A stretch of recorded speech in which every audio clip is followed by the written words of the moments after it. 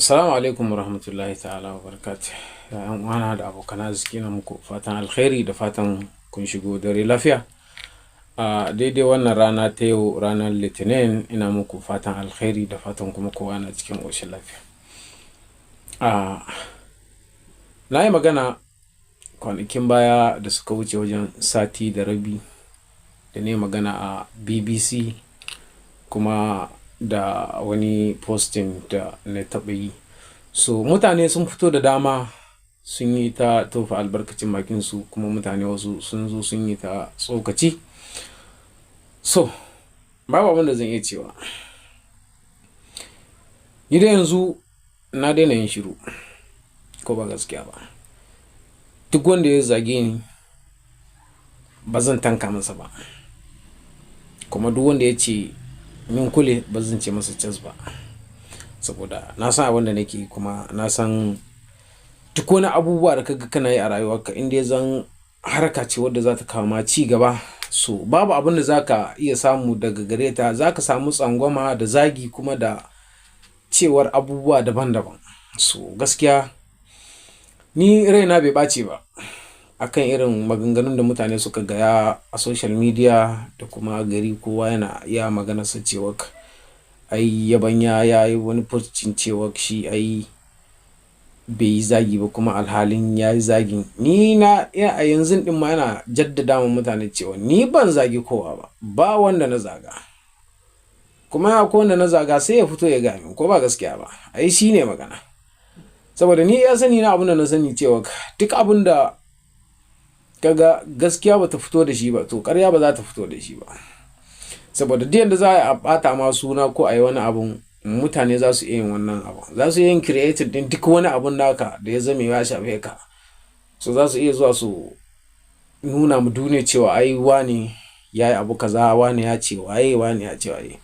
So inda gaskiya abin da nake so in ce da masoya da makiya ni ga baki ɗaya, wallahi duk wanda ma yake ƙina ni yana ƙaunarsa tsakani da Allah, kuma duk wanda yake so na ina son shi tsakani da Allah, kuma ina son mai son annabi Muhammadu sallallahu alaihi wasallam.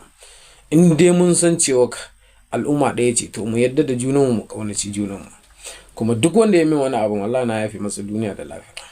So ba abin da zan iya cewa, shine dai magana ta ƙarshe dai yanzu dai wadda zan koma dai faɗi, kuma alhalin cewa na tabbatar da mutane za su iya juya akalan magana da na yi yanzu, za su yi maida ta wani abun a social media, kuma su yi ta magana a kanta.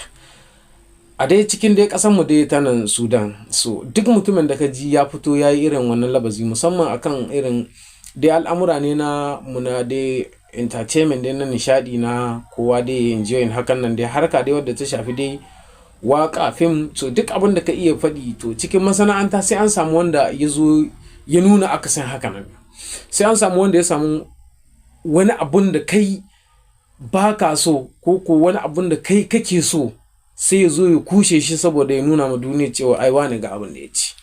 So da Allah da annabi yana nuna mu cewa mutane da Allah mu yi haƙuri, mu ƙaunaci junanmu, mu yarda da cewa da Allah dukkanin tafiyar mu ɗaya ce, kuma al'umma ɗaya ce, kuma dukkaninmu musulmai ne. Ka so wane ya so wane, ya so wane ya so, haka ne, yau da gobe ne, duniya ce, duk ya kaɗan ce cikin tafin hannu. Duk wannan ife-ifen da muke yi, wallahi lazi awo ɗaya zuwa biyu ya ishe ka, wallahi lazi. In ka shiga cikin kushewa shi kenan ba labari. To abin da muke so mu nuna a duniya cewa muna roƙon ubangiji Allah ya samu ƙare wannan harkar lafiya, kuma muna neman addu'a ga masoya na duniya cewa ubangiji Allah ya sa mu gama da duniya lafiya ga baki ɗaya mu al'ummar musulmi, kuma ubangiji Allah ƙara mana sa annabi.